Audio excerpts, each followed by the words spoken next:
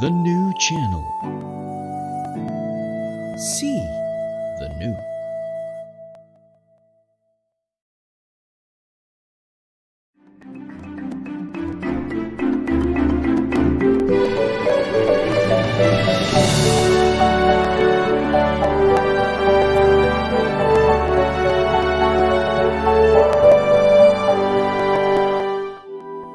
The new channel. See the new.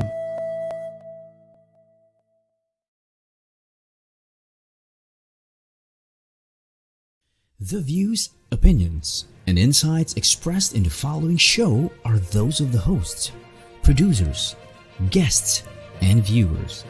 They do not necessarily reflect the position of the channel.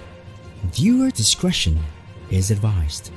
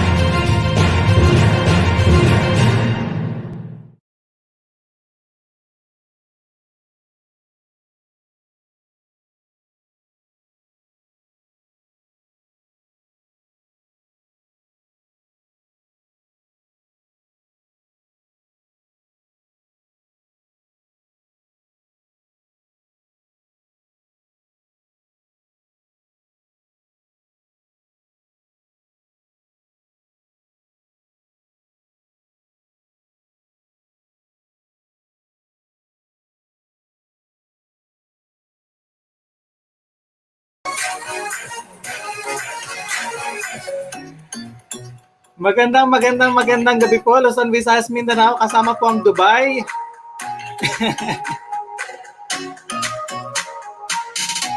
Bakit na walang sound? Natural, nakamute. Ito na po, Franz Garzula from Cebu City. Tinanggal ko na po aking pagiging mute. Nakabalik na po ako sa normal. Nagsasalita na po ako. Good evening. Today is July 6, araw po ng Monday. I hope you're doing well. Hindi kayo maniniwala sa nakita ko na ako po ay nagsundo from Makati to Ortigas. Kung makita nyo lang po ang daloy ng traffic dito po sa Metro Manila, oh wow, parang walang quarantine. So I think everybody is back at work. Lahat po ay nagtatrabaho na at talagang maa-alarma kayo dahil pag nakita ninyo yung mga lansangan natin, dikit-dikit po ang mga tao kahit pa sabihing nakamask. According po kay Dr. Isguera, Ted Isguera, ito po yung Mount Everest doctor na nagkaroon ng COVID-19, naging positive at naka-recover. Hindi po porke nakamaskara kayo ay safe na kayo. Especially according to the new study, mukhang airborne daw po ang COVID-19. So paano na? Ay, minamahal kong Pilipinas. Anyway, magandang gabi pong muli sa inyong lahat. Salamat po sa mga nakatutok. If you are watching, please do share our live stream link and you can also organize watch parties para po maraming makapanood ng ating episode ngayon, which is very special dahil meron po tayong in-import galing sa Dubai, the United Arab Emirates. Emirates.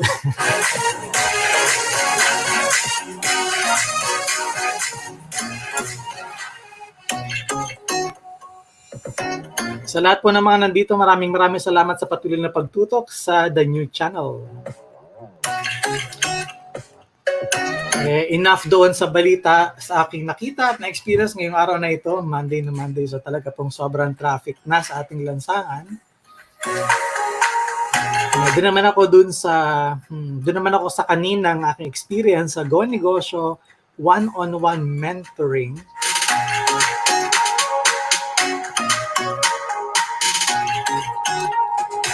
Namimigay po ang Go Negosyo official, yun po yung Facebook nila, ng 100,000 pesos puhunan pangkabuhayan para po sa mga viewers nila.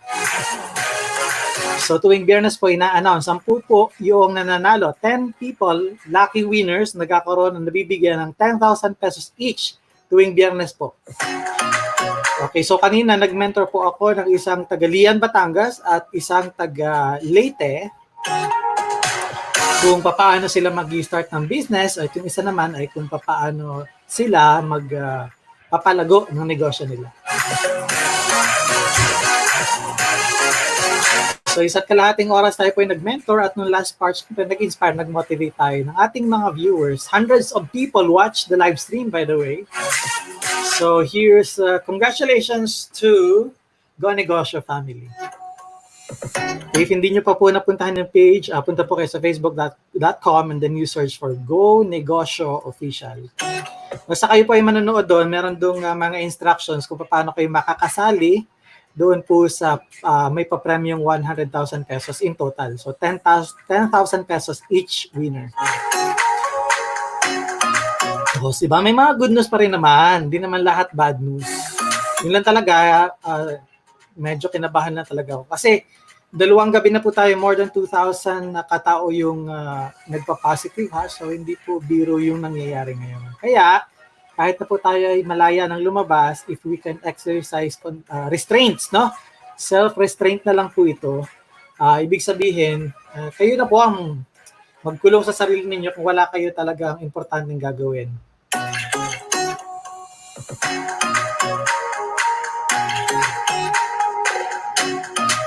Pero syempre, kung pumapasok kayo sa inyong mga opisina, edi times 5 po ang pag-iingat ninyo. Sabi ko nga, kung kayo po ay makikita ninyo yung mga tao sa lansangan, kumpul-kumpul na po talaga. Because syempre, yung kanilang sakayan, isa lang yung sasakyan nila, marami nag-uunahan pa rin po. So kulang pa rin yung ating mass transportation ngayon.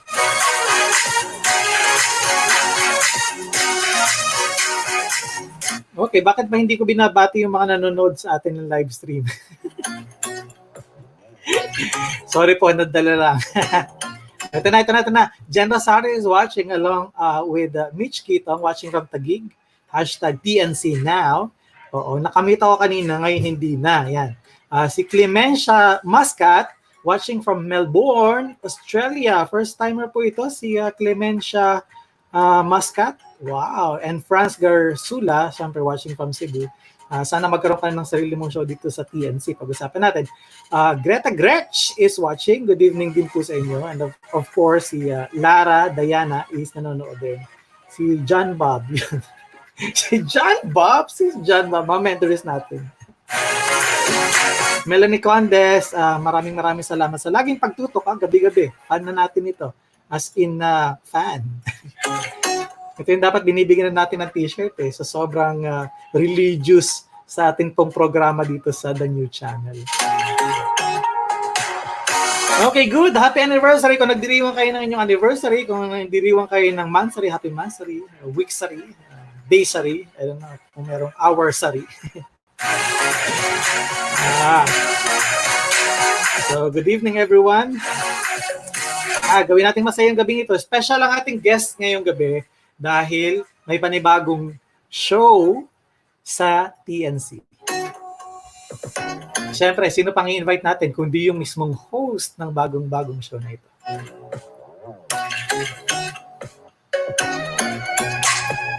Sige, mas gusto ko makapag-usap kami ng mahaba-haba. So, tama na ang aking litany. Basta tayo ng headlines, ng headlines mula po sa the Manila Times.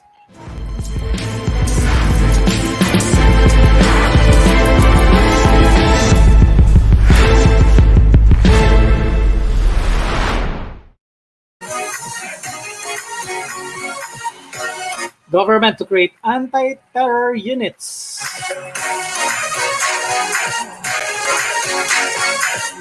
DOH stops anti-malaria HIV drug trials.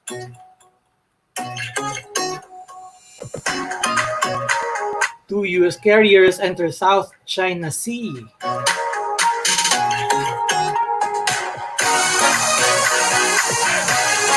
Baguio Beauty crowned Miss Philippines Earth.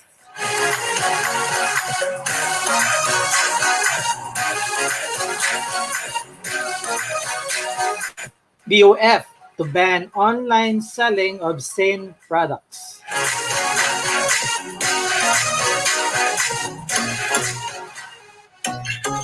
Include COVID vaccine treatment in 2021 budget.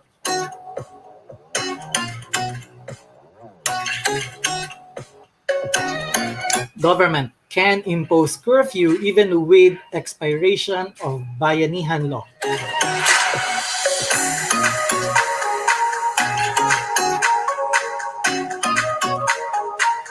"31 countries lift travel restrictions versus Filipinos."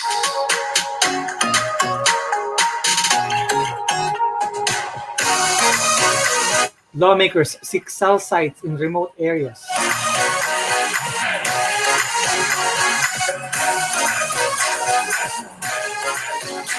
Labor Department seeks additional 2.5 billion pesos for OFW cash aid.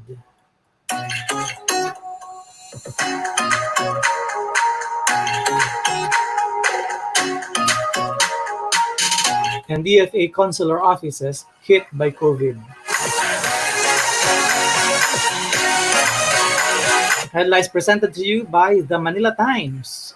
For more news and information, go to www.manilatimes.net or download their application at digitaledition.manilatimes.net. Catherine Kate Dalaga Garcia na may asawa na at marami ng anak na watching, Associate Sales Director of SMDC. Kung kailangan ninyong ng extra income, si Catherine Kate Dalaga, yung nandiyan sa nag-watch ngayon, pwede niyong i-message yan kasi matuturuan kayo kung paano magbenta ng SMDC properties para magkaroon kayo ng income right from the comfort of your home. Okay, nasa na yung guest natin. Napasok na natin dahil excited akong matuto sa kanya. Ano bang kanyang mga expectations sa kanyang bagong-bagong show?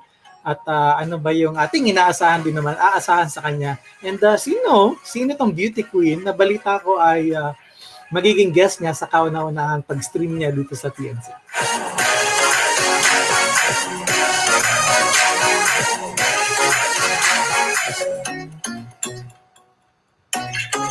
Okay, before I introduce to you our guests for tonight, please watch.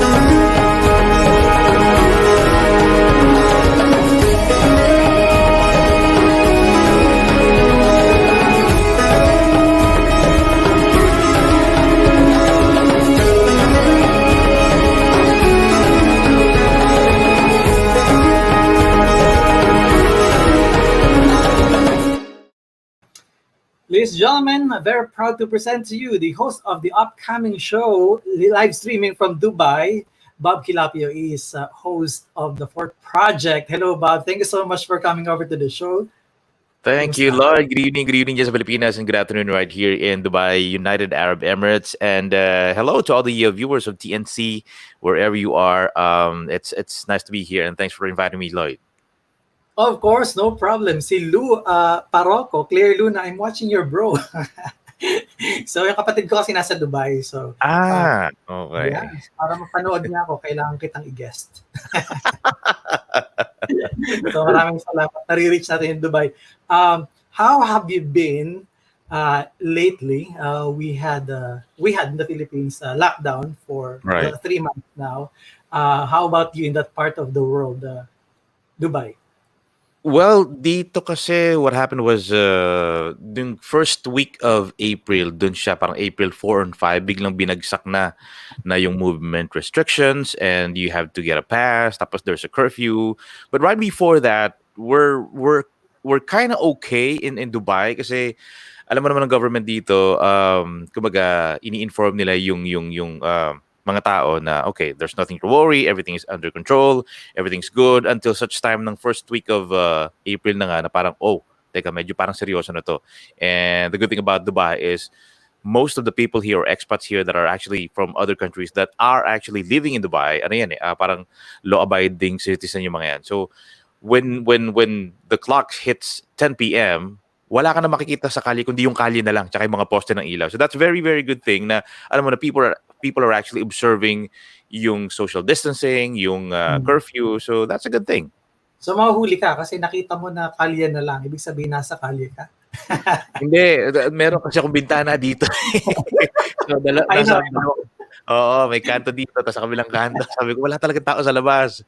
Oh, and for the first time yun after 6 years or almost 10 years in Dubai na parang makikita mo kasi dito it's a moving city. Alam mo yan, parang 24 hours a day. Sabi ko nga 'di ba, ang dami ng nag 24 hours na coffee shop which was 3, 4, 5 years ago wala. And now makikita mo sila coffee shops, mga diner, yung mga parang supermarket na maliliit, 24 hours biglang makikita mo ngayon parang everything is closed. So ayun. Wala ako sa kalye. Yeah, good.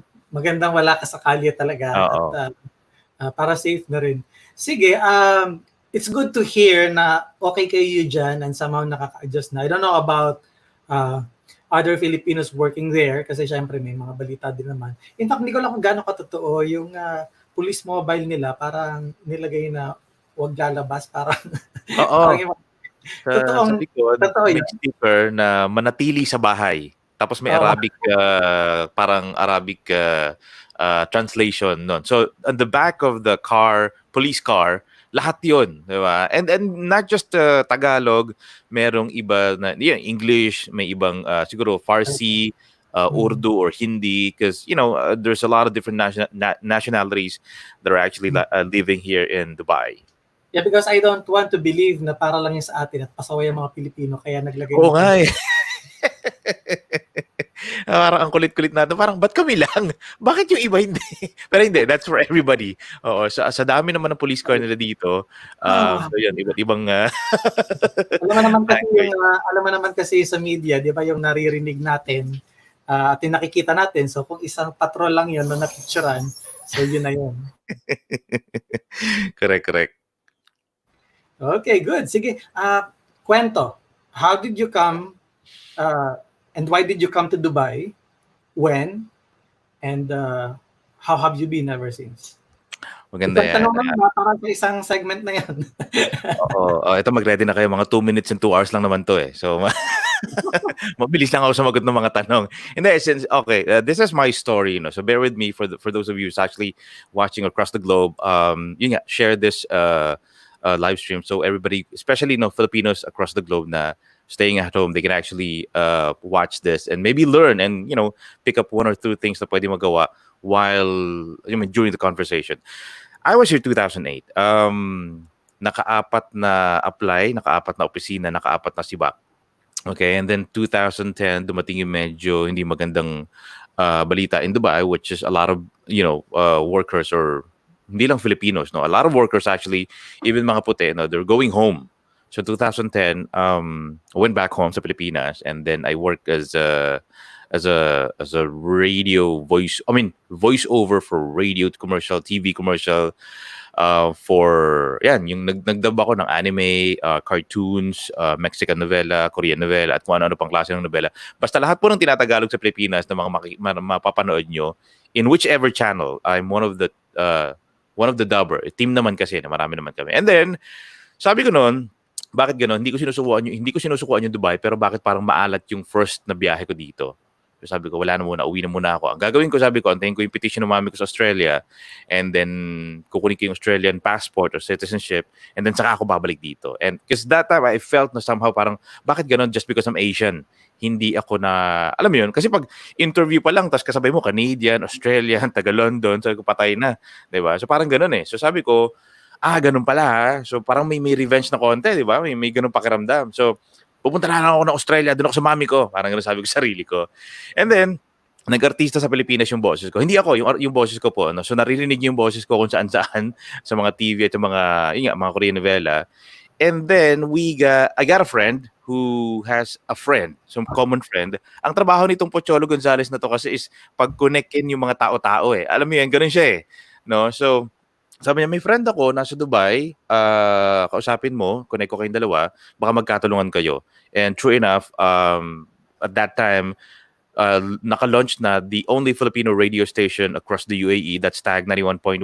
They have 3 ladies na DJ and 1 guy. So sabi niya, kailangan ko ng isa pang lalaki kasi hindi balanse. Long story short, 2013, I went back here in Dubai and then nag-audition ako.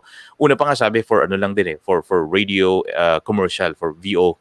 Eh sabi ko wala bang sabi ko yung parang parang permanent hiring na for employment. Sabi niya wala pa. And then doon din ako napunta, and then that's how I got back. Sinumpa ako na Dubai noon. Sabi ko, ayoko dito kasi sabi ko, mainit. Sabi ko pa, may konting racial discrimination. Sabi ko, tapos, kasi napunta ako dito, 2 weeks, walang notice yun. So, walang orientation. I didn't know what to expect. Na culture shock din siguro ako. And then, kaya sabi ko, sinusumpa ako yung Dubai. Hindi na ako babalik dyan. Ayun, andito ako ngayon. So, ganun siya. Exactly what you didn't wish. Wow. Okay. Mayroon ka bang ibang inisip na bansang puntahan maliban sa Dubai when you decided na you want to explore opportunities outside the country?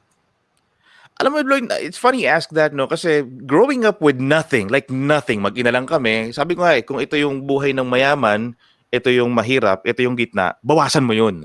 So, ganun yung mahirap, di ba? Coming from a family na mag-ina lang kayo, there's no dad in the house, tapos you graduated from high school, and that's basically it.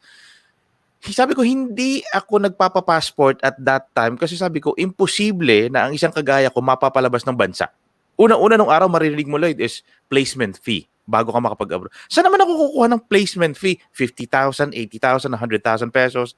Sabi ko, pambihira, malabo na isang katulad ko mapapalabas ng bansa. So, there's no way in hell na di ba, I'll be going abroad, which is now, pag nag-uusap kami ng mami ko, sabi ko, pambihira, sabi ko, mag-ina na lang tayo, hindi pa tayo nagsama sa isang bansa. Nasa Melbourne, Australia siya, tapos nasa Dubai, UAE, tapos ganito lang di kami mag-usap, di ba? Virtual.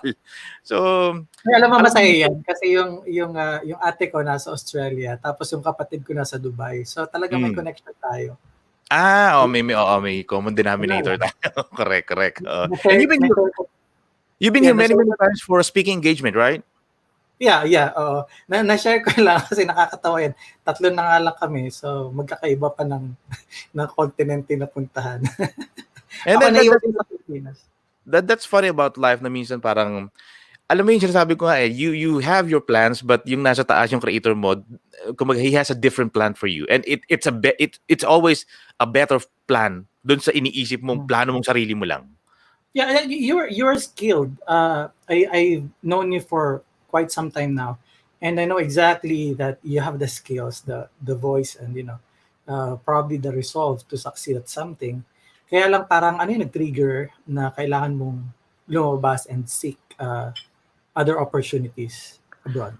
Well, dahil sa Pilipinas noon, I work as Lucena. Kung sino po ang mga viewers natin all the way from Lucena, Calabarzon, di ba? Batangas, Lucena.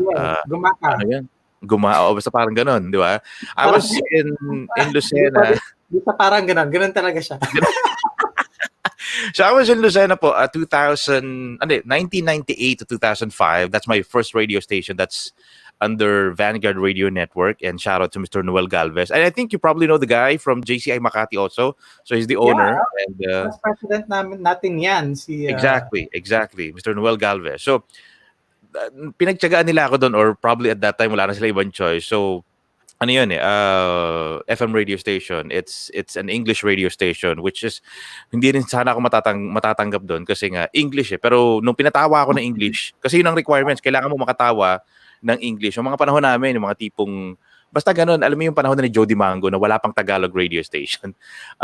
So yeah, I was there for a good 7 years, from 1998 to 2005, and then I went sa Manila naman to work as a call center agent, tapos naging call center trainer, tapos sabi ko, what's next sa akin? Dahil ito lang yung alam kong gawin. I think, I strongly believe na somehow ito na lang yung skills and talent na pwede kong i-utilize, i-maximize for me to earn a living. Sabi ko, ganun lang, di ba? So, and then yun nga, one day, yung pinsan ko, nakasama ko sa call center before, sa Dubai na. Bro, kailangan kita in 2 weeks time. Ako mag-i-interview, ako mag-hire sa'yo, ako supervisor mo.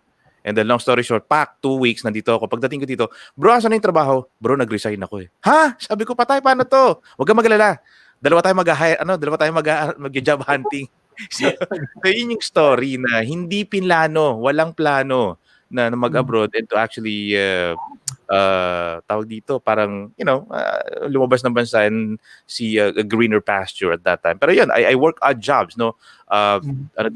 Sales representative from Arabian Tour Company, customer service isang rent-a-car company, front desk officer sa isang manufacturing ng mga toys. So at that time, coming from call center, from a radio broadcasting background, sabi ko, ito pala yung feeling ng 8 hours a day behind the desk with your computer, with your phone. Sabi ko, parang hindi ako dito Kaya nga hindi ko pinagbuti yung pag-aaral Kasi alam ko na hindi ako para sa opisina. Alam mo yung ganun? Yung parang, kasi laging sinasabi ng mga teacher, alam nyo, misis, yung anak nyo matalino, napakatamad lang mag-aral. So alam mo yung ganun, Lloyd? Yeah, I mean, exactly. Ganun din yata sa akin. Tamad lang daw ako. Pero matalino ako. Hindi ko alam. Parang din yata tayo. Alam mo yung bata ka pa lang, napapagalitan ka, pero you don't care. Dumating yung time na nagpalako lahat alam mo yung parang 75 and I don't care. Alam mo yung parang exactly what I expected. Kasi bakit? Hindi ako nag-aral So sabi ko, malamang-lamang yung grades na yan, I deserve 75 lahat So there's no parang... Come to think about it, if you have grades with a lot of sevens,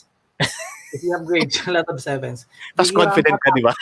I mean, bihira ang mga tao nakakagawa nun. So be proud. Can you imagine kung 50K sa class? Tapos ako lang, di ba? Ikaw lang. I mean, you have to be proud. I mean, tatanong mo sa mga classmates mo, kaya niyo gawin to. Ang hirap kaya, di ba? Yeah. Okay. Kaya mag-aaral. I'm going to pause for a commercial and then pagbalik, pag-usapan natin yung show muna, ano yung mga expectations natin. And bakit ito yung show? At sino ba ang nakaisip niyang the fourth project at bakit ba fourth project tinawag yung show mo dito sa TNC? Right. Okay? All Huwag kang alis dyan. At sa lahat ng mga nanonood, no one's leave the live stream. The big picture will be right back. Stay tuned.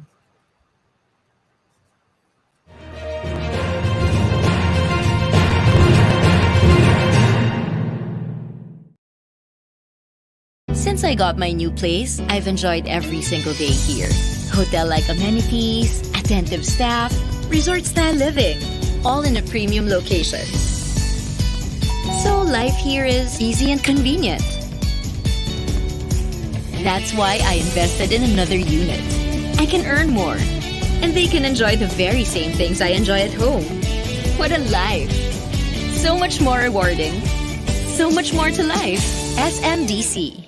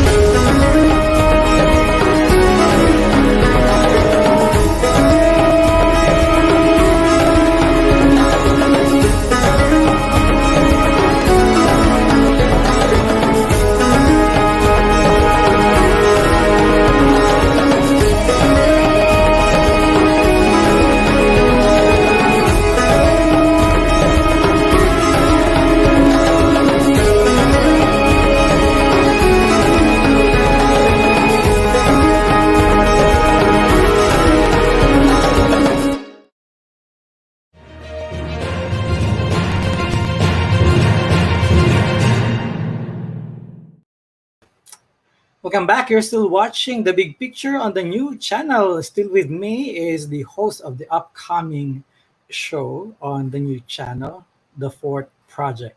Bob Quilapio will be live streaming from Dubai every Yes. Wednesday and Saturday, 7 p.m. your time, 11 p.m. our time here in the Philippines. What you saw is the opening billboard ng kanyang show. Okay, Bob, I'm sure you have your own share of struggles there. You told us about how you shifted your jobs and things like that. So tell us something. Why venture into hosting a show like this, and why the Fourth Project? Well, like I said kanina, Lloyd, no, nung bumalik ako dito, 2013, they called me for a radio job, so as one of the DJs. And then a year ago, well, yeah, tama, 2013. And I started a side hustle, a side business in 2014. Okay, so I'm doing that part time while being a radio DJ. And then last year, which is a year ago, I decided na okay, full-time ko na muna yung negosyo and iniwan ko muna yung radyo. But then again, sabi nila, totoo pala yun, yung meron kang radio each. Dati ko pa naririnig yan from Pilipinas pa, from Manila pa, sa mga radio DJ na they thought they quit and resigned. But then again, after a few years, makikita mo, maririnig mo, andyan na naman sila. So I think that's what happened to me na sabi ko parang namimiss ko yung ginagawa ko, namimiss ko yung ganito, nagbo-broadcast, may headset ka siguro, nagpe-play ka ng music and you're talking to a lot of different people. So sabi ko, sabi ko yung home studio, sabi ko would be appropriate, especially nung before kasi lockdown, we started getting the equipments, and then boom, nag-lockdown. Sabi ko, uy, kompleto na tayo ng gamit sa bahay. So we are actually a few people with the Fourth Project team. So we started the podcast. So to answer your question, yun yung parang nagpabalik sa akin. And then the main goal is to, well, nung una, parang ganito lang din. Just to bring the feeling nung nag-broadcast, ka. But then again, along the way, along like few episodes, since I'm in the business, tapos the tagline ng business is, we are in the business of changing people's lives. So sabi ko, and even before radio pa, na there's a lot of people in Dubai that I've seen, kasi napaka observant ko sa paligid, sa tao na, diba, I mean, napanood na natin to, 10, 20 years, 25 years nag-abroad, pag-uwi, wala pa rin. And maybe, sabi ko, just maybe because there's lack of awareness, information, and knowledge about Filipino expats that are actually working in abroad to actually, to actually how money works. So, sabi ko, baka sakali na ma-impart ko through streaming to doing a podcast in the viewers, di ba, mga individuals na nanonood. If you touch, sabi ko, if I touch one soul na may nagbago, medyo na-trigger ng konti, nabago yung mindset niya, yung mentality niya about life and, work and money, sabi ko, okay na ako sa ganun. Oo, good. At ang hindi alam ng karamihan, syempre kung paano tayo nag-reconnect, you were trying to invite me. Exactly. In your show. Kasi in the Fourth Project, nandyan na siya. And then, okay, kasi napanood si Picholo sa show mo. I said, okay. Right. Did I call you or you called me? I tried to get in touch with you. Oh, you got in touch, and then sabi ko, okay, why not? I sold something instead of you selling something. Nabaliktad ako yung which is good. I mean, I was trying to get you parang in a short term, just guesting 1 hour in a show and maybe shed a light to viewers. But then again, we ended up partnering into a much bigger platform and channel to actually maybe, palawakin yung reach. Kasi kung dito siguro, ito lang yung reach ko. But if we're actually, I mean, which is nowadays, yun ang nangyayari, na collaboration with a lot of different personalities, bloggers, influencers, so they can actually reach the bigger audience. You cannot just imagine si Ma'am Susan Tagle is watching. Gabi-gabi yan, nakatutok dito sa TNC. Hindi ko lang alam kung nanonood talaga. Pero anyway, watch. Nakatulugan na pala, no? Nakatulugan na pala. Hindi natutulugan si Ma'am Susan. Ma'am, nakikita mo mag-comment yan. Tinan mo, Ma'am, mag-comment. Pinag-usapan nila. Si Ma'am Gracie Valenzuela magkakaroon din ng show dito sa TNC. Yung kapatid ko, finally, gising na. Maraming salamat daw sa panonood. Si Claire Luna. And then sabi ni Melanie Condes from Tayabas, Quezon to. So maganda na po. Nakakainggan niyo daw pakinggan. Okay, siya. Eh, paano naman ako? My mom is also watching from Australia. So yeah, I had to propose to you na ilagay mo sa TNC yung show because I thought that if there's anything, TNC is about inspiring people and helping them see their newness. No? Ano yung bago sa nila. So when we talked about it, like you want to help people transition from a full-time job, like an employee, to entrepreneurship, which is business. I thought that we might have something here because I thought many people are trying to win that struggle, diba? How and when do I cross over from being an employee full-time to entrepreneurship or being a business man? So this show is about that. So sabi ko, fit dun sa TNC. Kaya kailangan mong mapunta dito sa TNC. So immediately, I got in touch with our co-founder, Apple Manansala, and said, we might have something that can live stream from Dubai and then lagyan natin dito sa TNC. Because really, maganda yung fit maganda yung fit. So we are on the same page in terms of inspiring people, yung mga nanonood sa atin. So, good. Okay, so what are the things that we can learn each night na makakasama ka namin Wednesdays and Saturdays? Ano yung nai-envision mo how the show will unveil?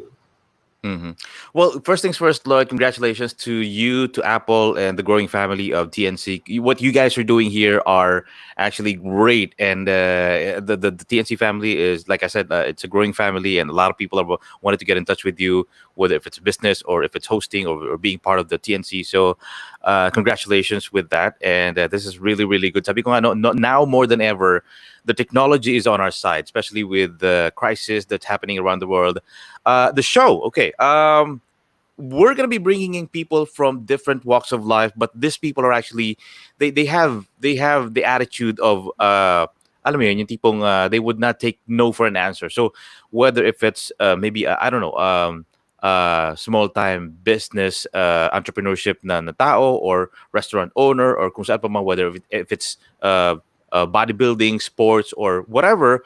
But what you're going to actually see and learn and maybe get from the show is how can I start the mindset, and the character and the values of an entrepreneur, and how to overcome the struggles, the rejections, because there's a lot, and it's not easy being a businessman. It's not easy being in the entrepreneur world, and it takes a lot of guts for you to actually survive. Diba? If you want to be successful. So, ito yung gustong-gusto ko lagi dinidiscuss sa tao na it all starts in the mind, no? So, tapos nandiyan yung association mo, 'di ba? Kung sabi nga, 'di ba, kung 5 tao yung kabarkada mo na puro totoo, malamang-lamang ikaw yung pang-anim. Kung 10 tao mo yung barkada mo na naninigrilyo, malamang-lamang ikaw yung pang-11. So, same thing with business, no? So, totoo yung sinasabi ng mga magulang natin dati na tell me who your friends are and I'll tell you who you are. Totoo yun. Ang sa akin naman, show me who your friends are and I'll show you your future. So, you are the 6th person na kabarkada mo na 5 na kung ano. Saan kasi iba naman yan. Tell me who your friends are and I will add them on Facebook. So this is very, very exciting, Lloyd. No, us partnering in this TNC channel. So, I mean, with your connection with my network, and this is actually to bring value to the viewers and to the people who's actually maybe watching in the future. Subscribe and following the channel. Maybe, especially questions. No, if you have questions, inquiries, you can inbox the TNC channel, and maybe we can help you out. Give you option 1, option 2, option 3, and just to give you awareness information. Sabi ko, para it's more of a financial literacy type thing, but it's all about life also, because a relationship, business, career, trabaho. So andito na siya lahat. Oh, that's very nice kasi ito yung talagang kailangan natin. Lalo na ngayon. I think people are still anxious about things. They're confused. They are disoriented. Some of them are not really so sure about about the future. And so we are, but if this is something that we can give them, give to them, and then maybe itong value nito is makadagdag ng confidence sa kanila to face the future. And then by all means, gawin natin to para sa kanila. So mahirap ang mag-transition from employment to entrepreneurship. Nakakatakot din, especially kung malaki yung maintain mo. Pag nasa ibang bansa ka, malaki din expenses mo. Akala ng mga tao karamihan, kapag malaki ang sweldo mo, automatic malaki yung take home mo. Pero kung yung living expenses mo ay halos 50% or 60% na kinikita mo, balikan lang siguro ng Pilipinas. At least kasama pa yung family mo. Unless iniiwasan mo yung family mo. And then by all means, diyan ka na sa bansa mo kung nasan ka. But what do you think is the most difficult part in transitioning from employment to entrepreneurship? Ang pinakakalaban mo, Lloyd, dito is sarili mo, utak mo, emotion mo. Because you might be in a seminar na, okay, grabe, ang galing nito, kikita ko dito, ang galing ng speaker, kayang-kaya ko to. But when you go home, pag mag-isa ka na lang sa kama mo sa gabi at patulog ka na, kaya ko ba talaga? Magiging successful ba talaga ako? Kikita ba talaga ako dito sa pinaggagawa ko? And most of the time, kaya nga sabi ko, it all starts in the mindset. Kasi if you have a strong mindset, doon pa lang panalo ka na eh. Entrepreneurship is not parang monetary lagi yung result o yung pinaka-success. Yung na-overcome mo yung pagiging, yung takot ka mag-public talk, tapos humarap ka sa tao, 50, 20, 30, nagsalita ka sa harap, nagpakilala ka, that's already success na pwede mai-consider. Hindi laging monetary. So, ang kalaban is ikaw mismo. Kasi, maraming sasabihin na kamag-anak, kadugo mo, nanay mo, tatay mo, no? Ano ba yung pinaggagawa mo, di ba? Parang wala sa dugo natin ng pagiging negosyante. Bakit di ka maghanap ng trabaho? Bakit di mo pagbutihin para ma-promote ka, para kumita ka ng mas malaki? Di ba? So isipin mo, di ba, kamag-anak mo, kadugo mo, nanay, tatay mo, pinagsasabihan ka ng ganun. And ang thinking ng maraming tao, kayo kamag-anak ko, dapat sinusuportahan niyo ako. No, that's wrong. Our job as an entrepreneur, as a businessman, is to win their support. Not instantly pag pumasok ka ng entrepreneurship or business is supportahan nyo ako, nagnegosyo ako. No. You have to prove them na tama yung pinili mo, tama yung ginagawa mo at kikita and everybody can benefit from it. And sabi ko mahirap maging empleyado. Mahirap din maging negosyante. So pili ka lang. Now what I'm actually after sa pagiging entrepreneur is the leverage na time and time pag ginawa mo siya ng tuloy-tuloy, ng dire-diretso, nandun yung leverage. Diba? Anytime. Dito kasi, ayan, especially Filipino expats, alam nila ito. Pag magbabakasyon ka, kailangan pirmahan ni boss yung leave mo. Pag hindi pinirmahan, hindi ka makakabakasyon. So that's very, very sad na hindi mo hawak yung oras mo. Diba? May sakit sa pamilya, may binilibing, may namatay, may kung ano man nangyari. Hindi mo hawak. Kasi nga, tali ka doon sa trabahong meron ka. You're employed, may boss ka, may employer ka, and of course, pinapasweldo ka nila. So, that's the one thing that I'd like to actually point out dun sa mga gusto. May tanong na bakit business? Bakit negosyo? So, ang meron kasi sa atin pag employee tayo is no work, no pay. Ang pagtatagal-tagal nito pag naging negosyante ka, entrepreneur, whatever enterprise na tinayo mo, time will come, 'di ba? Na anytime, anywhere, kung anong oras mo gusto, kung saan mo gustong pumunta, with your kids, with your wife, with your family, you can do that. Okay. Now, what's the second thing? Kung napanalunan ko na, alam ko na yung mindset ko, ready na ako, what's the next project? Execution, of course. So, ako yung nag-invite sa akin sa business. Ako mismo yung tumawag after 7 long days of thinking. Sinabi ko talaga, sabi ko, bro, I'm ready wholeheartedly at saka yung basta yung sa isip, sa puso. Kasi sabi ko, when you talk to people about your business, ramdam nila, instinctly yan na parang hindi siya naniniwala sa sinasabi niya. Alam mo yung gano'n? Sabi ko sa Animal Kingdom, di ba? Gano'n yun eh. Wala namang utak yung mga yun eh. But they can feel and they can sense yung takot ng tao. And they can, tawag dito, parang, yung sa mga lion, sa mga tiger, di ba? Alam nila na takot ka kasi they can sense that. So, they have a power over you. That's what I mean. So, if makikita mo yung isang tiger o lion sa loob ng circus, di ba may whip yung parang ang tawag doon, yung pinaka-master nila. Hindi naman sila takot sa whip eh. Kayang-kaya nilang kainin, kagatin at hilahin yung lumaki sila na they think na itong taong to, they have a power over me. So, lumalaki sila sa circus na gano'n. So, same thing sa pagninegosyo, you have to execute, and you have to believe dun sa negosyong pinut up mo. Dahil, I mean, belief system, di ba? Kung mapapansin mo, ito may bigay ko lang na example habang nagpapahinga sila, di ba? Parang, anong sabi nila? In the service of the Filipino worldwide. So yun ang paniniwala nila. So mararamdaman mo pag nagsalita yung voice over na sabi, oo nga no, 'di ba, naglilingkod sa loob ng 25 taon. So isipin mo, 'di ba, parang oo nga, kikilabutan ka eh. So ganun, yung belief system na dapat meron ka sa negosyo mo, dapat meron ka sa sarili mo, execute. Nakapag-decide ka na eh. 'Di ba, wholeheartedly sa utak mo alam mo na sabi nga nung previous guest ko on my podcast, if you're gonna go all out 110%.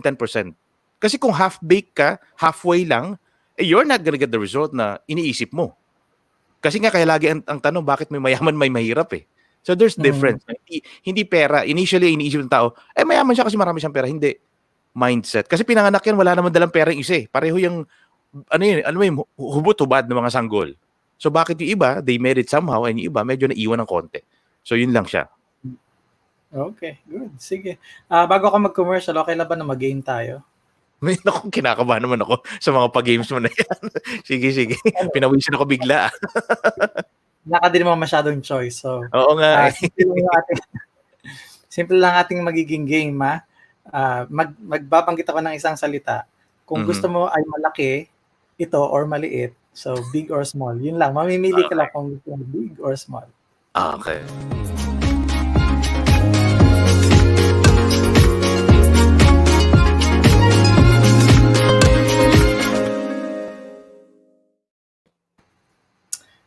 Alright. Milk tea. Malaki. Car. Malaki. House. Malaki. Family. Small. Banana. Malaki. Lakatan eh. Mahaba yun eh. Credit limit sa credit card. Malaki. Planet sa solar system. Small. Bed. Malaki. Big. Wristwatch. Before malaki, pero ngayon nung tumatanda na, maliit. Okay. Earphone. Earphone, maliit. If heaven is true, except from your family members, sino ang gusto mong isama paakyat sa heaven kung aakyat ka na ngayon? Except me. Kasama ako. Ilang beses na ako. Ilang beses would be great. Ilang beses ka na sinama? Ilang beses ako sinama. Sabi ni Apple, guaranteed na yung slot mo sa heaven. Oo, di ba? Meron na talagang naka-front row seat ka na. And a dog would do, Lloyd. Dog. It's been a while. I cannot remember how many years na hindi ako nakapag-alaga ng aso because of the working abroad and moving from one place to another. So lagi dito sa area namin kasi para siyang Rockwell. So every time sa baba naglalakad yung mga kasi same building. So ang daming aso. Sabi ko, kung may area lang ako, I would get a dog in Dubai. So yeah, you'll do it in heaven instead. Oo. If you're a barber, sino ang artista na gusto mong gupitan? Si Aga Mulak. Kasi parang kahit anong buhok kay Aga Mulak, gwapo. So medyo gusto ko siyang gawa ng paraan at mag-eksperimentohan, papangitin. In fairness, yung Ernest by Barber Boy, kahit anong gupit sa akin, tama ka. Kahit anong gupit sa akin, barbero pa rin sila. Yun ang gusto ko sabihin. Barbero pa rin sila. Okay, you are a gym instructor. Who is a political leader ang gusto mong i-train sa gym? Sino yung nakaligtas na ng ilang panahon? Sino yung matanda? Ano yun? Senator Enrile. Yan, oo. Feeling ko kaya nito eh.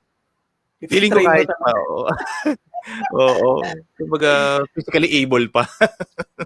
Anyway, choice mo naman. If you are an astronaut, sinong gusto mo isama sa outer space? Siguro nanay ko. Oo. Mm-hmm. Sige. And last question. If you have all the money in the world, which company are you going to buy? Amazon.com siguro. Para okay na Yung siya. yung business or yung website? Mukhang website lang gusto mong bilhin. And then, yung the whole, di ba, the business ng Nahula ano. mo ito. Oo. Okay. All right. Thank you so much, Bob, for being a good sport in this game. Hindi naman Thank you, siguro Lloyd. ito Thank you. masyadong disturbing sa'yo. Ladies and gentlemen, the big picture will be right back. Stay tuned. Walang alisan.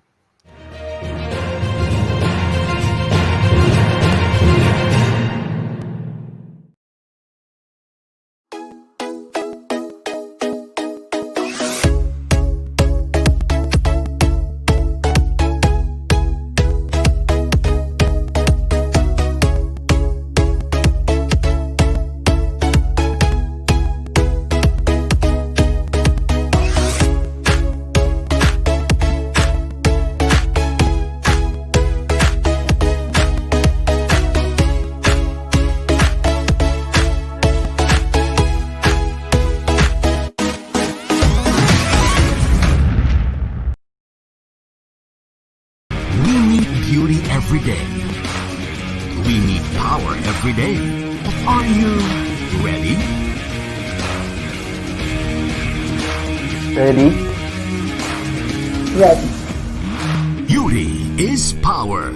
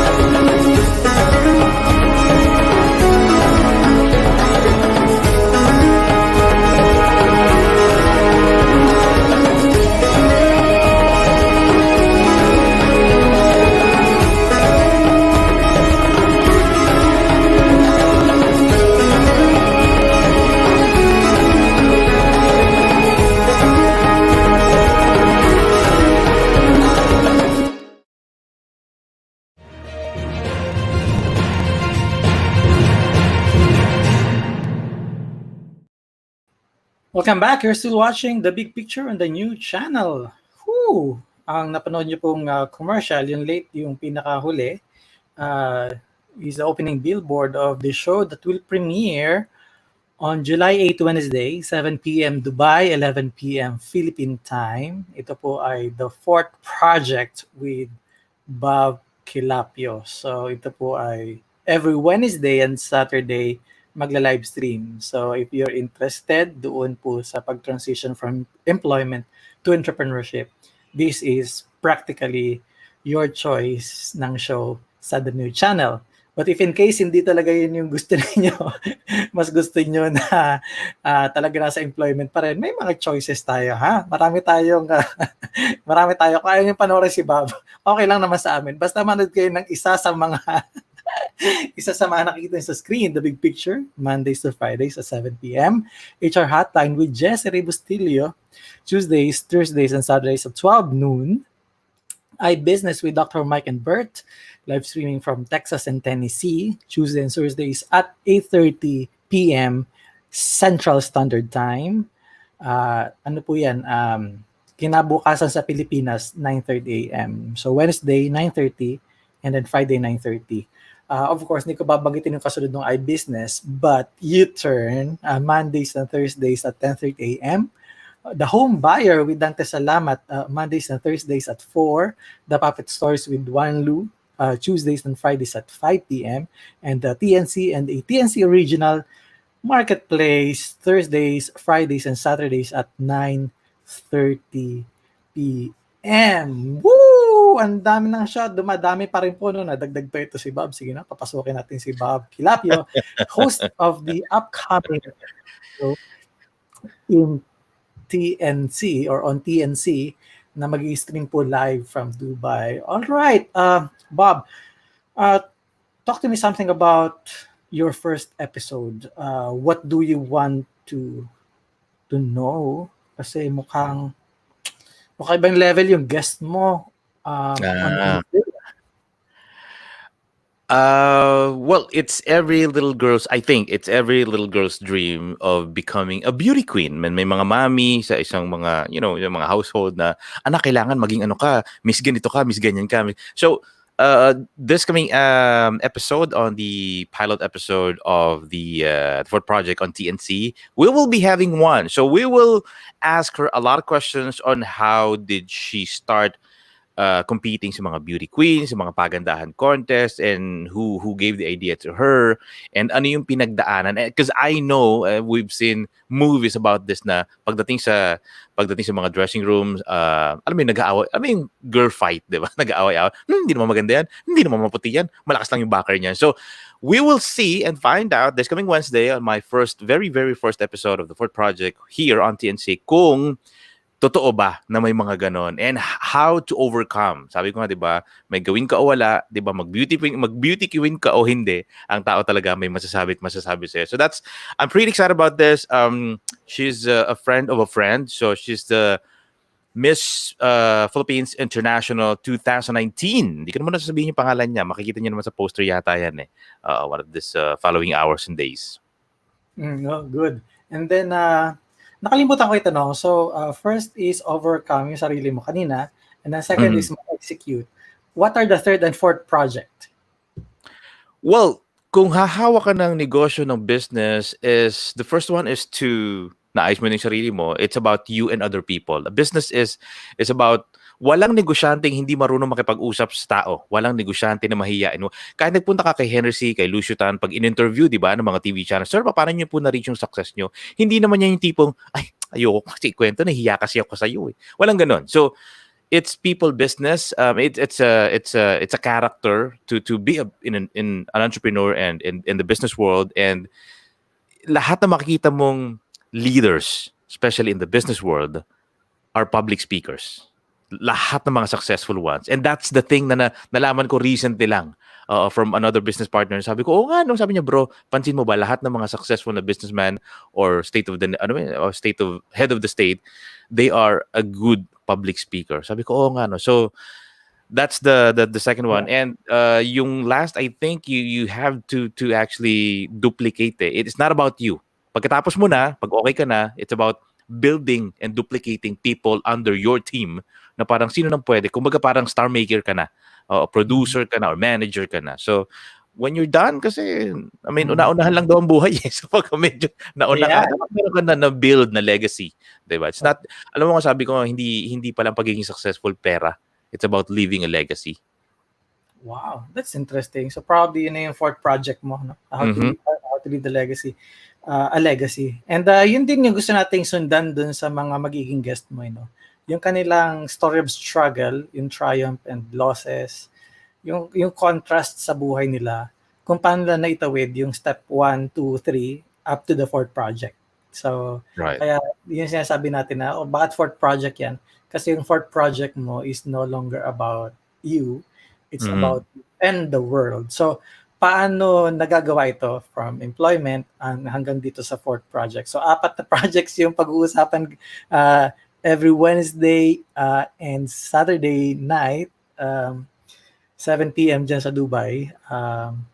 Excited kami na mapanood yung unang episode mo. Sana wag kang kabahan dahil... Hindi, yung magiging bisita natin dito, sila kabahan. Sila kabahan. Balik ka rin natin. Sila yung pumunta. Okay. Final question, or second to the last question is, if there is one particular person na gusto mong maging guest, like, pag naging guest mo yan, parang all done, all good, parang pwedeng tapos ka na. Sino isang tao na yun?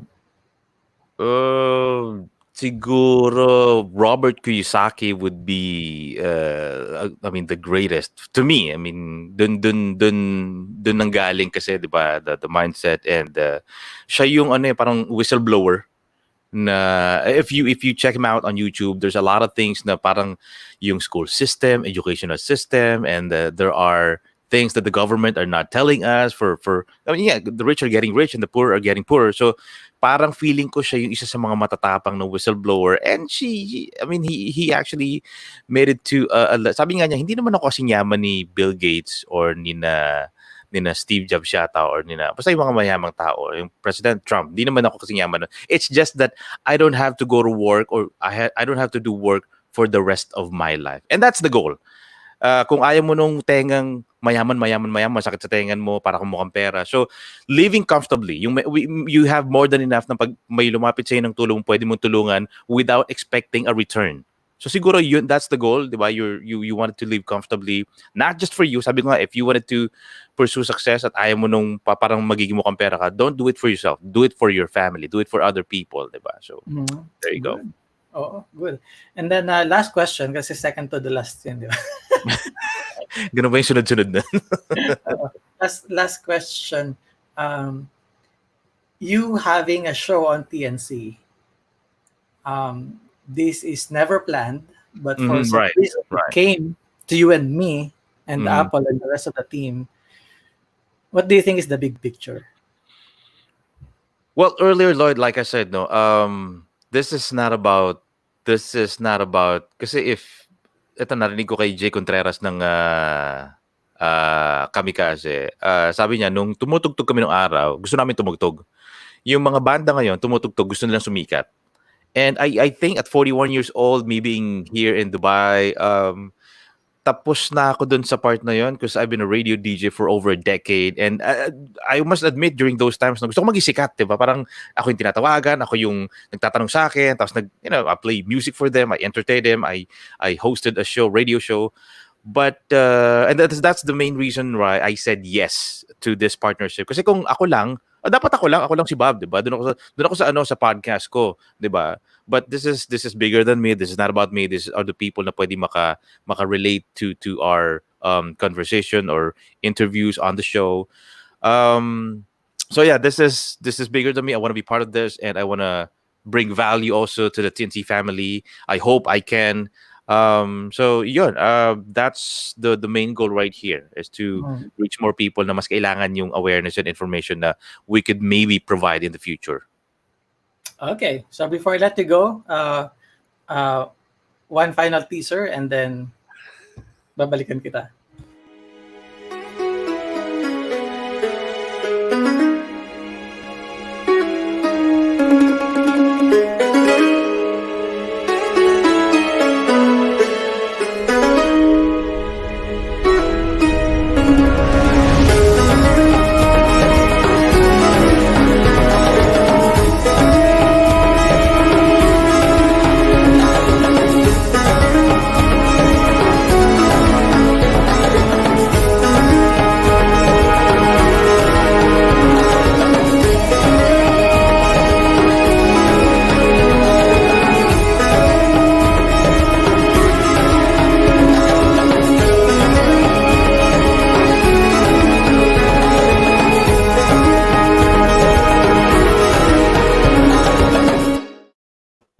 Alright, ladies and gentlemen, Bob Quilapio, host of the upcoming TNC show, The Fourth Project. Thank you so much, Bob, for your time. Thank you so much, Lloyd, for inviting me here, and it's a pleasure to be here. Thank you so much.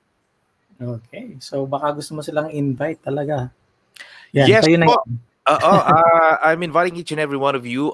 Tell your friends all about us. Give us some love and follow us and like us on the page of the TNC, or the new channel. I'm going to be part of this really, really great and wonderful family and people over at TNC. The Fourth Project, which is going to be happening, we're going to be streaming live every Wednesdays and Saturdays.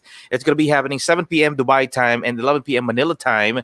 And that's, again, every Wednesdays and Saturdays. So I'll be bringing you people and stories and inspiring stories, success stories and whatnot on the show. So I'm pretty excited. We're pretty excited, and I hope you guys can really support us and follow us on this page. All right, very good. Again, Bob Quilapio, welcome to TNC. Thank you, Lloyd. Thank you. All right. O, paano? Okay na. Inspired? Inspired na inspired kayo ngayong gabi? The Big Picture is presented to you by Puzzlebox BPO Inc., also sponsored by SMDC, Uniso, Luluran, Telepreneur, Creative Voices, Step Back, and PAPS. Thank you so much sa lahat po ng mga nanood ngayong gabi. Maraming salamat sa mga nag-share. Sabi ni Ma'am Susan, congratulations daw sa bagong show. Maraming salamat po. Okay, so hanggang bukas, my guest tomorrow ay isang Canadian figure skater, author, and professional speaker. So you don't want to miss it because I'm going to speak the entire time like English. All right, good night everyone. Stay safe, stay cool, and stay blessed. Mag-ingat pa rin po sa mga hindi pa nagla-like na aming page.